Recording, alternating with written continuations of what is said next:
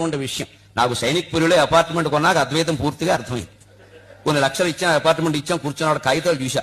20 అపార్ట్మెంట్లు ఉన్న 500 గజాల స్థలం, అందులో 25 గజాలు నా పేరు రాశా. నేను వెంటనే బిల్డర్ని అడిగా, ప్రకాష్ గారు నా 25 గజాలు ఏవి అన్న. ఎక్కడ చూపిస్తామండి అన్నాడు. అందులో 20 అపార్ట్మెంట్లు కట్టాక నా 25 గజాలు నాకు ఇవ్వండి, డబ్బు తీసుకున్నారు కదా మీరు అన్నాను. ఎలా చూపిస్తామండి అంటే, ఇప్పుడు 25 గజాలు ఉన్నట్టా లేనట్టా, కాగితాల మీద ఉన్నట్టు వాస్తవంగా లేనట్టు. ఇంకా అర్థం కావాలంటే అపార్ట్మెంట్ మధ్యలో కూర్చున్న కుర్చీ వేసుకుని ఇచ్చాం కదా, 25 లక్షలు కూర్చోవాలి కదా. కూర్చున్నాక చూసా ఈ అపార్ట్మెంట్ నాదేనా. కాకపోతే గరికపాటి నరసింహారావు సన్న సూర్యనారాయణ రిజిస్ట్రేషన్ జరిగింది కదా, డబ్బులు ఇచ్చాం కదా. కానీ నాది కాదని అర్థమైంది. ఈ గోడ చూసా, ఆ గోడ నాది కాదు. అక్కడ పక్కన సరిపడికల పాపయ్య ఇంకోడు ఉన్నాడు, గోడ కామన్. ఏమన్నా మీకు కొడితే వాడు వస్తాడు, సప్పుడు అవుతుంది.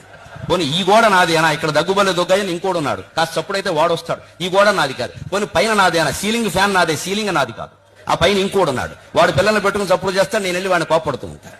పోనీ కింద నాదేనా, కాళ్ళు నావే, నేల నాదే, కింద ఇంకోడు ఉన్నాడు, నేనేదైనా చప్పుడు చేస్తే వాడు వస్తాడు. Your children are disturbing me అని. ఎంత ఆశ్చర్యం అండి. 30 లక్షలు ఇచ్చామా, ఈ గోడ నాది కాదు, ఆ గోడ నాది కాదు, పైన నాది కాదు, కింద నాది కాదు, మధ్యలో